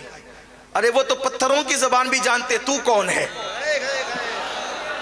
اور واللہ اگر سنی امتحان لینے آ جائے تو تم اردو کے گرامر بھی صحیح نہیں بیان کر سکتے. سبحان اللہ، سبحان اللہ. اس لیے کہ اردو 1857 کے بعد نہیں ہے. اردو کی ایجاد کرنے والی 3 شخصیتوں کے نام سر فہرست ہیں، اور وہ تینوں کے تین ہمارے ہیں. ان کے ہمارے ہونے میں اوروں کو بھی اختلاف نہیں ہے. پہلا نام امیر خسرو کا ہے، دوسرا نام مخدوم اشرف جہانگیر سمنانی کا ہے، تیسرا نام خواجہ دکن بندہ نواز کے سودراز کا ہے. نعرہ تکبیر، نعرہ رسالت، علماء اہل سنت، مسلک اعلی حضرت حضور سید امین القادری، سنی دعوت اسلامی. تینوں کے ہمارے ہونے میں اردو نبی کو سکھانے والوں آپ کو بھی اختلاف نہیں ہے، اس لیے کہ تینوں قبروں پر چادر اوڑھ کر پڑے جو آپ کے یہاں شرک ہے. یہ تو صرف ہمارا مزاج ہے، ہمارا ظرف ہے. میں کسی کو گالی نہیں دے رہا ہوں، لیکن بات یہ ہے. اور یہ بھی آپ کو بتاؤں کہ لوگوں کو اردو سے بڑی تکلیف ہے. ہم اردو کو مٹا دیں گے، اردو کو مٹا دیں گے. ہم کہتے ہیں فلمیں تو ہندی بناتے ہو، فلمیں ہندی بناتے ہو، گانے اردو میں گاتے ہو، کیونکہ پتہ ہے کہ جتنی لذتیں اردو میں ہوگی وہ کسی زبان میں نہیں ہوگی. ہندی بہت خوبصورت زبان ہے جانتا ہوں میں، لیکن گانوں کے لیے، شاعری کے لیے فارسی زبان کے بعد اردو زبان سے زیادہ کوئی زبان دلچسپ ثابت نہیں ہوئی ہے. اور اگر لوگوں کو اردو مٹانے کا اتنا ہی شوق ہے تو ہم کہتے ہیں جس سے بھارت آزاد ہوا تھا وہ ایک مختصر نعرہ ہے، اور اس نعرے کا نام ہے انقلاب زندہ باد. جب یہ نعرہ لگا تھا تب بھارت آزاد ہوا تھا. واللہ یہ انقلاب زندہ باد بتا دو کس زبان کا نعرہ ہے. یہ انقلاب بھی اردو کی پیداوار ہے. اور آپ کو یہ بتاؤں، آپ سے بھی کہتا ہوں اردو سیکھو. انگلش میڈیم میں اپنے بچوں کو ضرور پڑھاؤ، لیکن اردو زندہ رکھو. اس لیے کہ اسلام کا ذخیرہ کتب کے حوالے سے، لٹریچر کے حوالے سے عربی اور فارسی کے بعد سب سے زیادہ اگر ہے تو وہ اردو زبان میں ہے. اردو زندہ رہنی چاہیے اور رہے گی. کیوں؟ اس لیے کہ ولی کے بٹھائے ہوئے اونٹ نہیں اٹھا سکتے، تو ولیوں کی ایجاد کی ہوئی زبانوں کو لوگ کیسے مٹا سکتے ہیں؟ وہ نہیں مٹے گی، نہیں مٹے گی. بہرحال زبان اردو ہے. بات چلی تھی، دور نکلی. عرض کر رہا تھا کہ حضور علیہ السلام نے اسی سانپ کو اس کے لہجے میں جواب دیا، وہ چلا گیا. صحابہ نے پوچھا حضور یہ کیا تھا؟ آقا فرماتے وہ جنات تھا، جنات، اور سانپ کی شکل میں آیا تھا اور مجھ سے مسئلہ پوچھنے آیا تھا، تو میں نے اس کو اس کے مسئلے کا جواب عطا کیا اور اس کی زبان میں عطا کیا جو زبان وہ لے کے. تو جنات نے حضور کے ہاتھوں پہ کلمہ پڑھا. یہ سیرت کا باب میرے خواجہ کی زندگی میں بھی نظر آتا ہے. بس بات ختم ہوتی ہے، اب اختتام کو پہنچتی ہے. غریب نواز نے کیسے پڑھایا جنات کو کلمہ، جن کو کلمہ کیسے پڑھایا. قربان کیا احسانات ہیں ہمارے بزرگوں کے. ہم اپنے بزرگوں کی اللہ اکبر وہ قدر نہیں کرتے جو ہمیں کرنا چاہیے. انہوں نے دین کی جو خدمت کی، اس کے لیے جو مشکلیں اٹھائیں، مصیبتیں اٹھائیں، اس پہ ہماری کوئی توجہ نہیں. ہوا یہ کہ رائے پتورا جس وقت اس نے دیکھا، چونکہ بانٹ رکھا تھا سماج کو خطوں میں، قبیلوں میں، زبان میں، علاقوں میں، عصبیت پہ بانٹ رکھا تھا. غریب نواز ایک کرنے آئے تھے، ایک کرنے. میں اکثر اپنے بھائیوں سے کہتا ہوں صوفیہ کا مسلک دو کرنا نہیں ہے، ایک کرنا ہے. ٹھیک جیسا کہ وہ بہت مشہور واقعہ ہے کہ بابا فرید الدین گنج شکر کا مرید لوہار تھا، تحفے میں کینچی لے کر آیا. تو بابا فرید نے فرمایا بابا ہم صوفی لوگ ہیں، کینچی کیوں لائے ہو؟ اگر تحفہ ہی دینا ہے تو سوئی کا تحفہ دو، سوئی. تو اس نے پوچھا حضور یہ کینچی اور سوئی میں کیا فرق ہے؟ فرمایا بیٹے کینچی ایک کو دو کرتی ہے اور سوئی دو کو ایک کرتی ہے. دو کرنے نہیں آئے، ایک کرنے آئے. آپ بتائیں کینچی اوزار میں، کینچی اوزار اور ہتھیار میں سب سے حقیر اور کمزور اوزار ہے، اس لیے کہ کینچی سے کس کا مرڈر بھی نہیں ہوتا ہے. کینچی سے تو کپڑے ہی کٹتے ہیں. چاقو کی بات الگ ہے. کینچی آپ دیکھ لیں، کینچی سے اگر کسی کو اللہ نہ کرے مار دیا جائے وہ نہیں مرے گا، کیونکہ کینچی جو ہے نا وہ اس طریقے سے ہوتی ہے کہ اس کی دھار ایک دوسرے میں پیوست ہوتی ہے، تو اس سے لوگوں کو مارا نہیں جاتا. کیا صوفیہ ہے جو اوزار ہے تو اوزار، لیکن قتل نہیں کرتا، صرف دو کرتا ہے. ایک ہے قتل کرنا، ایک ہے دو کرنا. ایک ہے قتل کرنا، ایک ہے دو کرنا. ارے جو صرف دو کر دیتا ہے صوفیہ کہتے ہیں ہم اس کو بھی پسند نہیں کرتے، ہمیں تو سوئی دھاگا چاہیے، سوئی چاہیے جو ایک کرے. اور غریب نواز نے کسی ایک کو بھی تھپڑ نہیں مارا، ایک کو بھی تھپڑ نہیں مارا. 90 لاکھ کو کلمہ پڑھایا، ایک پر بھی ڈنڈا نہیں اٹھایا، 90 لاکھ کو کلمہ پڑھایا. کیوں؟ پیار کی بولی، محبت کی بولی. اسی سے تو لوگ لرزہ برندام ہیں کہ آپ کو بولیاں اچھی آتی ہیں، آپ کی زبان میں اللہ نے بڑی مٹھاس رکھی ہے. اور یار انسان تو انسان ہے، وہ جنات جو بنے ہیں آگ سے، جب آپ بولنے پر آؤ وہ بھی ٹھنڈے ہو جائیں، جب آپ بولنے پر آؤ تو وہ بھی ٹھنڈے ہو جائیں. جب رائے پتورا نے دیکھا کہ سرکار غریب نواز رضی اللہ تبارک و تعالیٰ عنہ کے ہاتھ پر لوگ اسلام قبول کرتے جا رہے ہیں، لوگ جڑتے جا رہے ہیں، جڑتے جا رہے ہیں، کیا ہوا؟ اس کو بڑا ٹینشن تھا میرا تختہ نہ پلٹ جائے، میری حکومت نہ چلی جائے. اپنے آپ کو سمجھتا تھا بہت پاورفل، لیکن یہ بھی سمجھتا تھا اچھی طرح کہ یہ فقیر جو کر سکتا ہے وہ کچھ نہیں، کوئی نہیں کر سکتا. اس نے سوچا لوگ اس کی طرف جا رہے ہیں، بڑھ رہے ہیں، اس کو ختم کرو.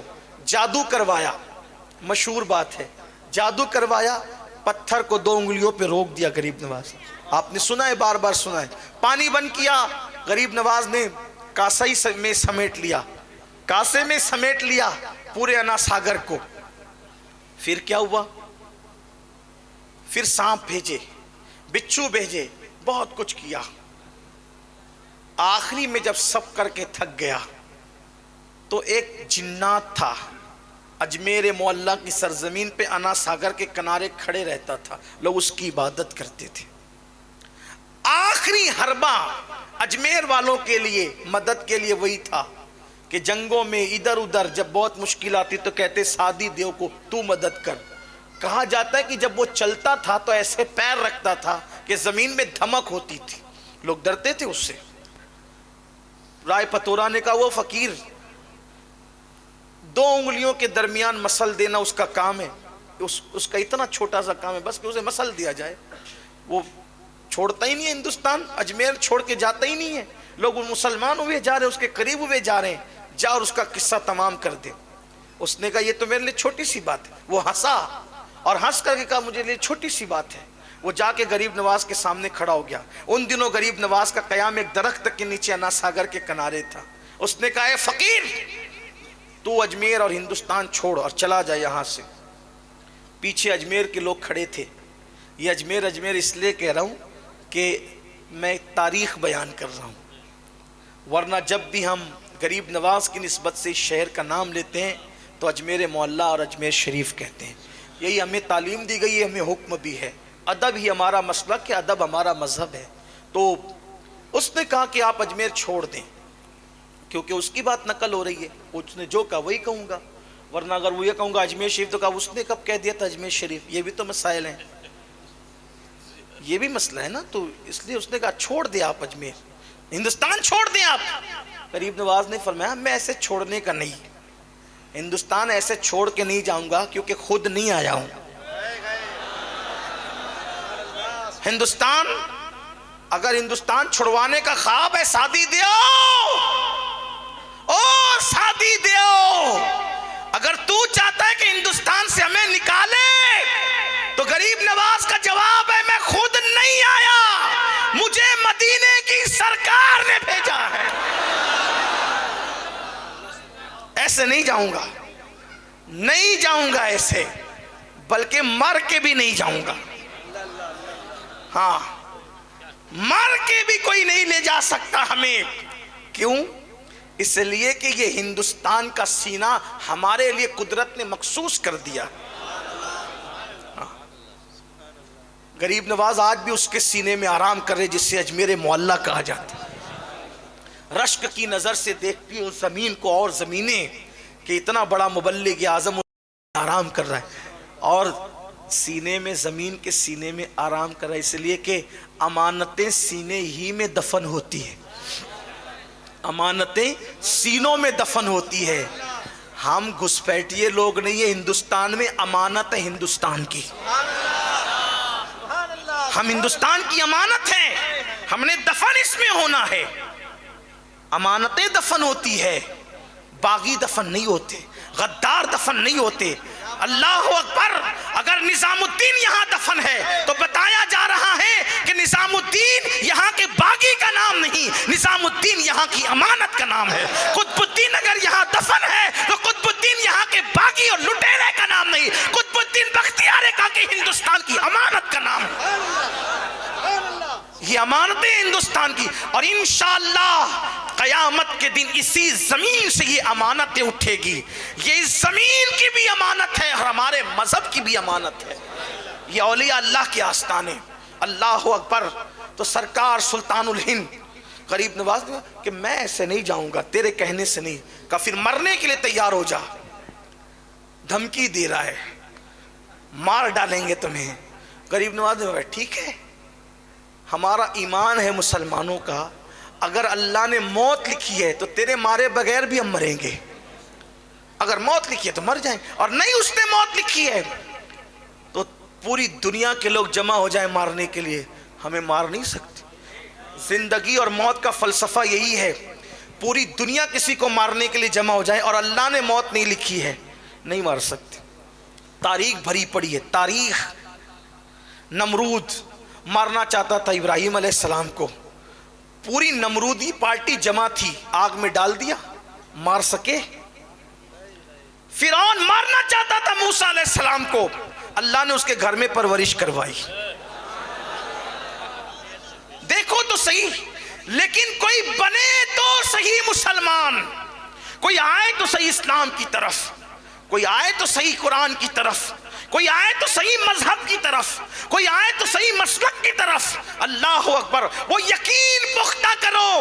جس دن مسلمانوں اپنا یقین اللہ پر پختہ ہو گیا, اس دن مارنے والے پالنے پر مجبور ہوں گے, لیکن ہمیں اپنا یقین پختہ کرنا ہوگا. سرکار غریب نواز نے فرمایا, تو نہیں مار سکتا مجھے, میرے اللہ نے اگر میری موت نہیں لکھی تو تو نہیں مار سکتا مجھے. اور پھر آپ نے اس پر ایک حملہ خود کیا. فرمایا کیوں نقصان اٹھاتا ہے, نقصان کیوں اٹھاتا ہے؟ تو بھی کلمہ پڑھ مسلمان ہو, فائدے میں رہے گا, تیری مراد پوری ہوگی, تیری تمنا پوری ہوگی. پیچھے لوگ کھڑے تھے, اب اگر جو لوگوں کا خدا بن کے کھڑا ہو اور کوئی اس کو کہے کہ تیری بھی مراد پوری ہوگی, جو لوگوں کی مرادیں جو ہے وہ باتیں کرتا ہے پوری کرنے کی, اگر اس کی مراد کی بات کی جائے تو اس کو شرمندگی نہیں ہوگی. اس نے کہا میری کیا مراد ہو سکتی ہے؟ فرمایا بتاؤں,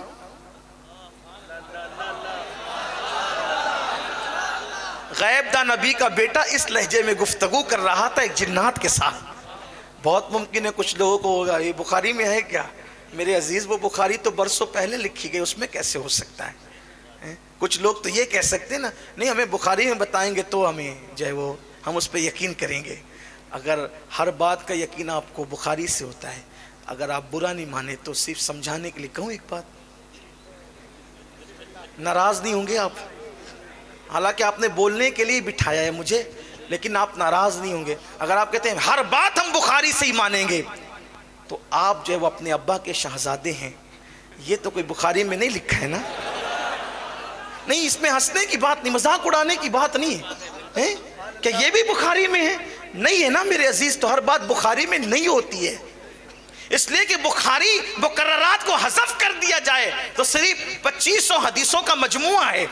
مقررات کو حذف کر کے کم و بیش 2500 احادیث کا مجموعہ ہے. اور جس نے بخاری لکھی ہے ان کا خود کا دعویٰ ہے کہ مجھے 2 لاکھ حدیثیں یاد ہیں, 1 لاکھ صحیح اور 1 لاکھ غیر صحیح, اس میں سے میں نے صرف اتنی حدیثیں لکھی ہے. اب بتاؤ, اگر جو صحیح حدیثیں تھی اس میں ہی سے 2500 لکھی گئی تو 97,500 حدیثیں خود امام بخاری کے عقیدے میں صحیح تھی, لیکن وہ گئی کہاں؟ وہ کہاں گئی؟ اگر آپ بخاری, مسلم, ترمذی اور ابن ماجہ پر ہی اسلام کو مقید کر دیں گے تو پھر میں آپ سے سوال کروں گا کہ آپ نے بخاری کا کلمہ پڑھا ہے یا محمد الرسول اللہ کا کلمہ پڑھا ہے؟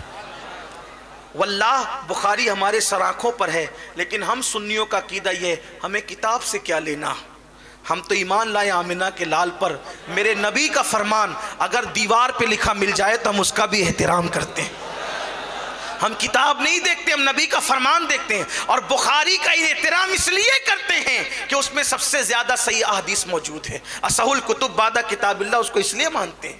لیکن آپ اگر یہ کہیں کہ سارا دین سمٹ کر بخاری میں آ جائے تو یہ بات اچھی نہیں ہے, آپ کو ایسی بات نہیں کرنا چاہیے. لیکن میں نے جو بات کی وہ آپ کی اجازت سے کہی, آپ کو برا بھی نہیں ماننا چاہیے کہ جو بات میں نے کی سمجھانے کے لیے کہی ہے. آپ اس طرح کی بات نہیں, یہ چیز آپ بخاری میں, یہ چیز آپ بخاری میں. بلکہ ابھی رجب شریف کا مہینہ شروع ہے نا, آج 7ویں شب لگ گئی ہے, ابھی کنڈوں کی نیاز کا معاملہ ہوگا اور لوگ کہیں بخاری میں ہے اس کا ذکر. یہ بات ہے, کنڈوں کی نیاز کا ذکر بھی آپ کو بخاری میں چاہیے. میرے عزیز ایسی بات مت کرو. کنڈوں کی ایک نیاز ہے, مستحب عمل ہے, اصال ثواب ہے, اور اصال ثواب کے لیے اور مستحب عمل کے لیے یا نفل عمل کے لیے کسی ثبوت کی ضرورت نہیں ہوتی. دیکھو ایک بات آپ سے کہتا ہوں, بات جو وہ تفصیلی ہو رہی ہے لیکن بات سمیٹنے لگا ہوں, سمیٹ بھی رہا ہوں دیر سے, لیکن آپ سننا چاہتے ہیں تو اختصار کے ساتھ اس کو کہوں. دیکھیے, اگر کچھ لوگوں کا یہ خیال ہوتا ہے نا, انگوٹھے چومنا کہاں سے ثابت ہے؟ ایک چیز, کنڈے کی نیاز کہاں سے ثابت, چادر چڑھانا کہاں سے ثابت, مزار پہ جانا کہاں سے ثابت. ایک بات آپ کو یہ بتاؤں, ثابت کے لیے دلیل نہیں چاہیے. توجہ آپ کی. کسی چیز کے ثابت ہونے کے لیے, کرنے کے لیے, کسی کام کے کرنے کے لیے دلیل کی ضرورت نہیں ہے, ورنہ آپ کو ہر کام کے لیے دلیل چاہیے. پھر کرسی پہ بیٹھنے کے لیے کیا دلیل ہے؟ مائک ہاتھ میں لے کے تقریر کرنے کے لیے کیا دلیل ہے؟ چھٹی کے دن غریب نواز کے عنوان پہ تقریر کرنے کے لیے کیا دلیل؟ یعنی آپ دلیل دلیل دلیل دلیل کے اندر اس قدر الجھ جائیں گے کہ آپ اصل دین کی معرفت سے محروم ہو جائیں گے. تو کسی کام کے کرنے کے لیے دلیل نہیں چاہیے. جیسے ایک سمجھانے کے لیے کہتا ہوں, مجھے اسکول جانا ہے, اور کہا اس کے لیے کون سی اجازت دی آپ کے ابا نے؟ دورے کے لیے جانا ہے, کون سی اجازت دی؟ بات اجازت کی نہیں ہے. دین یہ کہتا ہے کسی کام کرنے کے لیے دلیل نہیں چاہیے, اجازت نہیں چاہیے.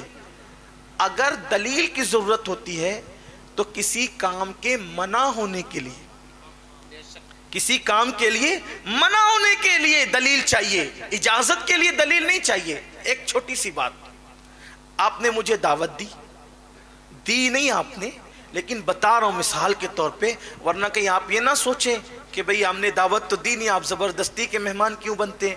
لیکن سمجھانے کے لیے آپ نے مجھے دعوت دی. اب دعوت دینے کے بعد آپ مجھ سے کہیں گے کہ سید صاحب یہ بتائیں آپ کو کیا کیا پسند ہے, اس کی فہرست دو. آپ کو توجہ آپ کی, آپ کو کیا کیا پسند ہے اس کی فہرست دو. کتنی فہرست بنے گی؟ جے پور سے آ کر جانے کا وقت ہو جائے گا, لیکن دعوت کا وقت نہیں آ پائے گا. یہ پسند, یہ پسند, یہ پسند, یہ پسند, کتنا ٹائم جائے گا؟ اب آپ کو پکانا کیا ہے؟ عقل مندی یہ تقاضا کرتی ہے آپ یہ پوچھیں آپ کو کس چیز سے پرہیز ہے. عقل مندی کا تقاضا کیا ہے؟ آپ کو کس چیز, کیا آپ نہیں کھاتے؟ میں نے بتا دیا یہ 3 چیزوں سے مجھے پرہیز ہے, نہیں کھاتا. تو 3 چیزوں کے علاوہ اب آپ کو کیا پتا چلا؟ 3 نہیں پکانا, باقی جو چاہے. صحیح, یہی ہے نا طریقہ. بات سمجھ میں آتی ہے؟ تو اب اللہ کو کیا پسند ہے اس کو کہتے ہیں جائز, اور کیا ناپسند ہے اس کو کیا کہتے ہیں؟ ناجائز. تو پسند کی فہرست بنانا مشکل ہے. پسند کی فہرست بنانا, ارے جب میری پسند کی فہرست بندہ ہو کر بنانا مشکل ہے تو اللہ کی پسند کی فہرست بنانا کوئی آسان ہوگا؟ کوئی آسان ہوگا؟ جب بندے کی پسند کی فہرست کی حد نہیں تو خدا کی فہرست کی جو پسند کی فہرست ہے اس کی حد کیا ہوگی؟ کون پڑھے گا, کون سمجھے گا, کون معلوم کرے گا؟ تو اسلام بچوں کا کھیل نہیں ہے, میز پر بیٹھ کر 4 لوگوں نے اسلام گڑھا نہیں ہے. طریقہ یہ ہے کہ یہ پوچھا جائے آپ کن چیزوں کو ناپسند کرتے ہیں, اس کے علاوہ ہم سمجھ جائیں گے کہ یہ سب آپ کو پسند ہے. کس کلر کو ناپسند کرتے ہیں سمجھ جائیں گے, اس کے علاوہ سب کلر پسند ہے. کس مشروب کو ناپسند کرتے ہیں سمجھ جائیں گے, اس کے علاوہ سارے مشروب پسند ہے. کس شہر کو ناپسند کرتے ہیں سمجھ جائیں گے, اس کے علاوہ سارے شہر پسند ہے. بلا تمثیل, بلا تمثیل اللہ کی پسند کو جائز کہتے ہیں, اللہ کی ناپسند کو ناجائز کہتے ہیں. تو اللہ نے اپنی پسند کی فہرست نہیں اتاری, بلکہ اللہ نے بتا دیا یہ مجھے ناپسند ہے, تو اللہ نے ناجائز کی فہرست بیان کر دی. اب آپ کو بھی ایک پتہ کرنا ہے کہ جائز ہے کہ ناجائز. تو جائز کی فہرست میں مت ڈھونڈا کرو, ناجائز کی فہرست میں ڈھونڈا کرو. جو ناجائز کی فہرست میں ہے بس وہی ناجائز ہے, اس کے علاوہ جو ہے وہ سب جائز ہے. جو ہے وہ سب جائز ہے.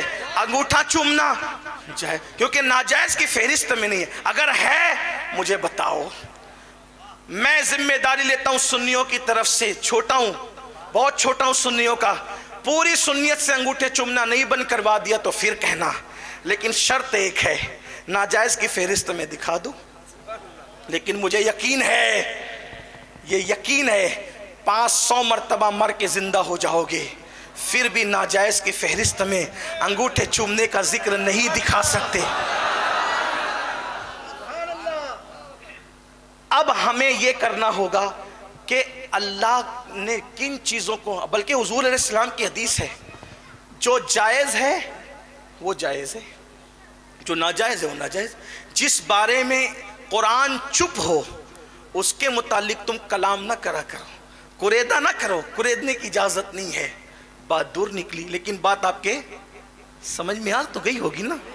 اب لوگوں کو چاہیے کرنے کا ثبوت نہیں، منع کا ثبوت ڈھونڈو۔ منع ہے تو ٹھیک ہے، لے آؤ، اچھی بات ہے۔ تو سرکار غریب نواز رضی اللہ تعالیٰ نے فرمایا شادی دے آؤ، تیری مراد پوری ہوگی، تیری بھی مراد، کلمہ پڑھ تیری مراد پوری ہوگی۔ کلمہ پڑھنے والوں کی مراد پوری ہوتی ہے۔ آپ سے بھی کہتا ہوں، اگر مراد پوری کرنا چاہتے ہو تو کلمہ شریف زیادہ پڑھا کرو، کلمے کا ورد کیا کرو، مرادیں پوری ہوتی ہے۔ کہا تیری مراد بھی پوری ہوگی، کلمہ پڑھ۔ اس نے کہا میری کیا مراد ہو سکتی ہے؟ فرمایا سن، بتاؤں تجھے کیا ہے؟ کہا سن، ایک مورت ہے، ایک مورت ہے، پتھر کی مورت، جو بہت سلیقے سے تراشی ہے سنگ تراش نے، اور اس کو دیکھ کر تو اس پر شیدا اور فدا ہے۔ دن بھر یہاں کھڑا رہتا ہے، اور جب لوگ سو جاتے ہیں تو رات کو جا کر کے اس بت خانے میں اس مورتی کے پیروں کے پاس بیٹھ کر کہتا ہے مجھ سے بات تو کر، مجھ سے بات تو کر، مجھ سے کلام تو کر، مجھ سے بات تو کر، مجھ سے کلام تو کر۔ روتا رہتا ہے لیکن وہ تجھ سے کلام نہیں کرتی۔ تیری یہ مراد پوری ہوگی اگر تو نے کلمہ پڑھا، اگر تو نے کلمہ پڑھا تیری مراد پوری ہوگی۔ سیرت النبی کا یہ پہلو، جنات کو کلمہ پڑھانے والا میرے غریب نواز کی زندگی میں کس شان سے آیا ہے۔ اللہ اکبر فرمایا کلمہ پڑھ، اس نے کلمہ پڑھا، اس لیے کہ محبت کیا نہ کروائے۔ اب تو وہ سارے بھکتوں کو چھوڑ کر یہ خود بھکت ہوا، اور اس نے کہا کہ کلمہ پڑھا، کلمہ پڑھنے بعد کہا حضور اب اس سے ذرا بات کروا دیں، چلیں اور بات کروا دیں۔ فرمایا تو خود جا،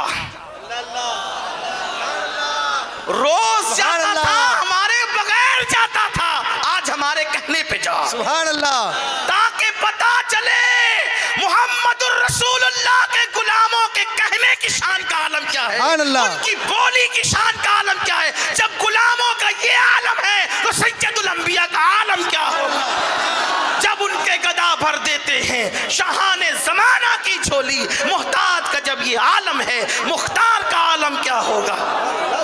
کہ جا اور جا کر اس کا ہاتھ پکڑ کر کہنا چل تجھے معین الدین بلاتے ہیں، جا کر کہنا چل تجھے معین الدین بلاتے ہیں۔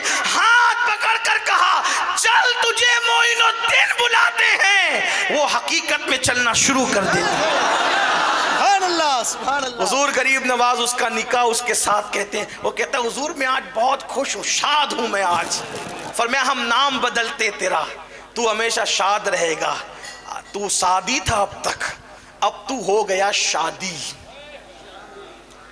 شادی کر کے تو شادی ہو گیا، تیرا نام اب تو شادی ہے، تو ہمیشہ شاد رہے گا، شاد رہے گا، یعنی تو آباد رہے گا، خوش رہے گا۔ اس طرح اس کو کلمہ پڑھایا، اس کو خوشیاں تھا کہ یہ غریب نواز ہے۔ آخری جملہ حضور علیہ السلام کی سیرت میں ہم دیکھتے ہیں، حضور کی سیرت میں دیکھتے ہیں کہ تمام انبیاء میں سب سے زیادہ جس کے ہاتھ پر لوگ مسلمان ہوئے ہیں وہ مصطفیٰ جان رحمت کی ذات ہے۔ تمام انبیاء میں سب سے زیادہ جس کے ہاتھ میں لوگ مسلمان ہوئے ہیں وہ مصطفیٰ جان رحمت کی ذات ہے۔ تمام اولیاء میں سب سے زیادہ جس کے ہاتھ پہ لوگوں نے کلمہ پڑھا ہے وہ میرے خواجہ ہندوستان کے راجہ سرکار غریب نواز کی ذات ہے۔ ان کے ہاتھ پر لاکھوں لوگوں نے اسلام قبول کیا، اور آج ہند کی سرزمین انہی کی برکتوں سے شاد و آباد نظر آ رہی ہے۔ اللہ ہمیں اپنے بزرگوں کے نقوش پا پر قائم رکھیں، ان کے نقش قدم پر چلنے کی توفیق عطا فرمائیں۔